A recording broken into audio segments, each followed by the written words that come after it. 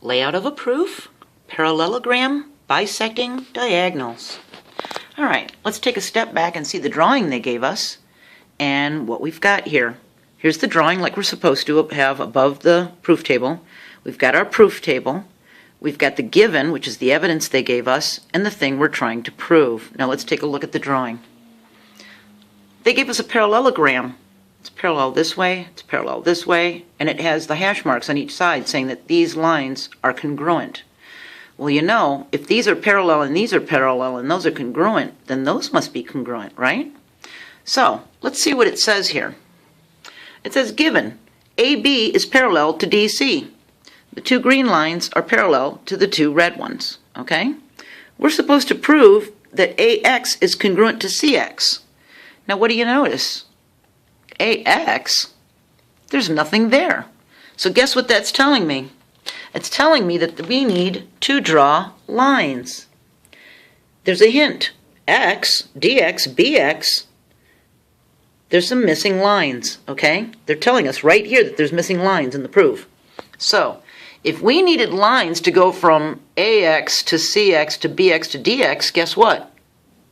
We need to go like this, don't we? Big difference. So they meet at X in the center, okay? So now let's see what we get here.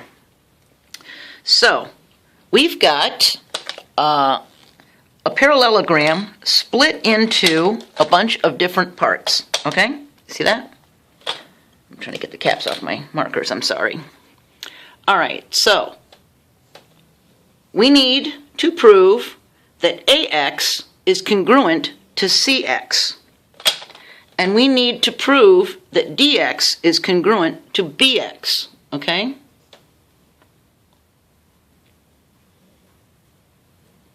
All right, so the first thing we're going to do is we're going to look at the given, and we're going to plug it in here, that AB is parallel to DC, the two greens, and that the two red ones are parallel to each other, okay? Now that we've bisected that angle and bisected that angle and that angle by drawing these lines that we needed to draw, we can say that angle 1 is congruent to angle 4. Okay, so let's number these. Okay, let's say this is 1, this is 2, this is 3, and that's 4. Okay, well, let's make this 3. Let's make this 4. Okay? Because that way, it was the way I really did it, that 1 and 4 are congruent, and 2 and 3 are congruent. See that? The reasoning behind this is alternate interior angles of two parallel lines are congruent. It's because of the transversals postulate we talked about in video number 20. Okay? So, if they are congruent, we've now proven that two angles are equal, that two angles are congruent, at least. That these are congruent and these are congruent, okay? Now we can say that AD, which should have an orange line on top, I'm sorry, I'm not ready, and BC are congruent, okay? AD and BC are congruent. The reasoning behind it is, parallel lines are equidistant from each other. Well, we've got two sets of parallel lines, and it's given that are given, and now we know they have congruent angles. We know they must be equidistant, okay? So, now we can say in a statement that triangle AXD, which we now have, AXD, this little guy right here, is congruent to CXB. CXB, this little guy here. They're saying that this triangle is congruent to that triangle, okay? The two orange dots. The reasoning is angle side angle, okay? So, here's the side that's congruent.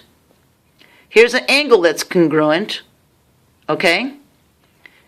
And we've got another angle that's congruent. So that made the angle side angle. Because we've got angle and side and angle congruent, we can say that AX, which is a line. It's supposed to have a line over it. And CX line are congruent.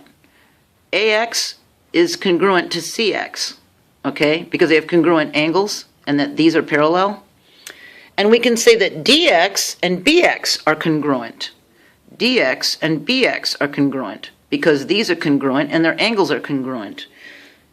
The reasoning is the CP-CTC rule. If you don't know what that is, look at video number 112. It says that corresponding parts of congruent triangles are congruent. So the big thing is putting the lines in so that we can use angle side angle and the CP-CTC. Remember, a lot of times there's a clue, like in this proof, that there's some lines missing. So don't let that confuse you. Just put them in, okay? So that is a proof for a parallelogram with bisecting diagonals. And I'll see you next video.